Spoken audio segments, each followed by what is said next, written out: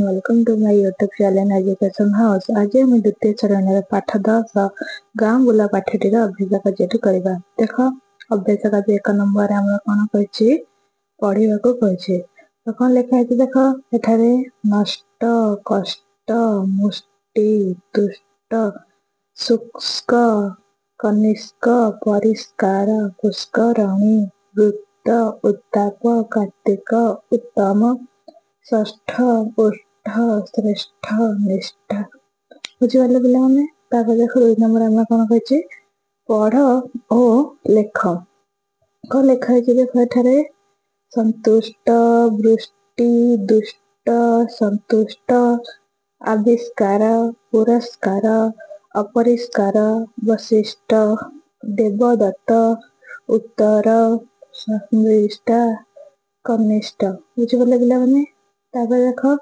एठारे कौन अच्छी 3 नंबर युक्ताक्षर अनुजाई तल कोठरी को शब्द गुड़ी को निय तो प्रथम आम को युक्ताक्षर अच्छी स्ट युक्ताक्षर अच्छी तो स्टर आमर कौन अच्छी ना वृष्टि सृष्टि है आ कौन अच्छी देख चेष्टा दुष्ट शिष्ट केतोटा अच्छी 5टी एठारे लिखिब है पे देख कौन अच्छी स्क अच्छी स्कर कौन अच्छी शुष्क आ कौन अच्छी कनिष्क आ कौन अच्छी निष्कासन पुष्करणी है ये स्कर केतोटी आम शब्द अच्छे 4टी अच्छे तो एठारे 4टी लिखिब बुझीगले पे अच्छी स्ट स्टर देख कौन कौन अच्छे आमर उष्ट आ कौन अच्छी निष्ठा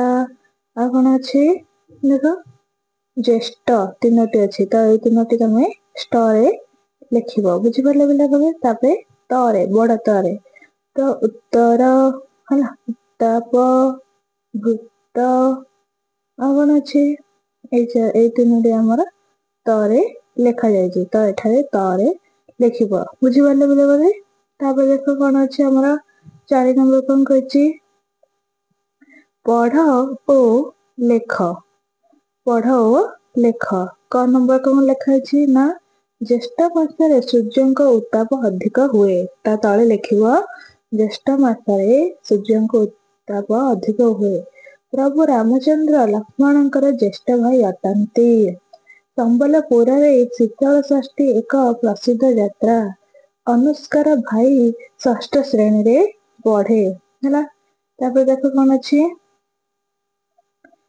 कौन लिखाई 1 नंबर देख दुष्ट लोक मान दूर रुह निष्ठावान लोक सब बेले उन्नति करते केतेबेले भी दुष्टामी कर नहीं शांतचेष्ट पिला को सभी आदर करते है देख कौन अच्छी झ नंबर कौन अच्छी जातीय संपत्ति नष्ट करवा उचित नुहे सर्वदा परिष्कार रुह और चारिपाख परिष्कार रख बुझीगले पे पढ़ आउ एपरी लिखिब 5 नंबर देख शब्द गढ़ जेपरिक कष्ट है एटा कौन हम षष्ठ है पोस्ट है कौन हम शिष्ट है श्रेष्ठ है ओष्ठ बुझीगले पे एपरी लिखिब देख 6 नंबर कौन कही खाली जगह जे कौन 2टी चित्र कर है कौन कही पोस्ट कार्ड चित्र तुम एठारे पोस्ट कार्ड गोटे चित्र करी पारिबो है एपरी तुम करि पारिबो बुझीगले पे आउ कौन वृत्तर चित्र देख एठारे एपरी गोटे वृत्तर चित्र करिबो बुझीगले पे पोस्ट कार्ड आउ मु एठारे पोस्ट कार्ड आउ वृत्तर चित्र करिछि देख 7 नंबर कौन कही पूरण कर एटा कौन हम सृष्टि समष्ठ ओष्ठ षष्ठ पुष्ठ निष्ठा पृष्ठ वृत्त बुझीगले पे एपरी लिखिब देख 8 नंबर कौन कही କେଉଁଠାକୁ ଯିବା। କ ନମ୍ବର କଣ? ପୋଷ୍ଟ କାର୍ଡ କିଣିବା ପାଇଁ କୋଉଠି ଯିବା? ପୋଷ୍ଟ ଅଫିସକୁ। ପରିବା କିଣିବା ପାଇଁ ପରିବା ମାର୍କେଟକୁ। ପୋଷାକ କିଣିବା ପାଇଁ ପୋଷାକ ଦୋକାନକୁ। ଟଙ୍କା ପଠାଇବା ପାଇଁ ବ୍ୟାଙ୍କ ବା ପୋଷ୍ଟ ଅଫିସକୁ। ବୁଝିପାରିଲେ ପିଲାମାନେ? ଏପରି ଲେଖିବ। 9 ନମ୍ବର ଦେଖ କଣ କହିଛି? ଉତ୍ତର ଲେଖ। କ ନମ୍ବର କଣ କହିଛି? ତୁମ ଗାଁ ନିକଟରେ ଥିବା ପୋଷ୍ଟ ଅଫିସରେ କଣ କଣ କିଣିବାକୁ ମିଳେ? କଣ କଣ ପୋଷ୍ଟ ଅଫିସ ମାନଙ୍କରେ କଣ କଣ କିଣିବାକୁ ମିଳୁଛି? ପୋଷ୍ଟ କାର୍ଡ, ଲଫାପା, ଅନ୍ତର୍ଜାତୀୟ ପତ୍ର, ଟେଲିଗ୍ରାମ ଫର୍ମ ଇତ୍ୟାଦି। ବୁଝିପାରିଲ? ଏପରି ଲେଖିବ।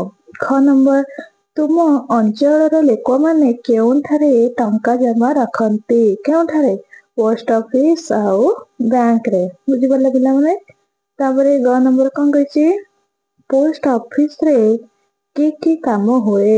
କଣ କଣ? ନା ଦୂର ଜାଗାକୁ ଟଙ୍କା ପଠାଯାଏ ଓ ଖବର ପଠାଯାଏ।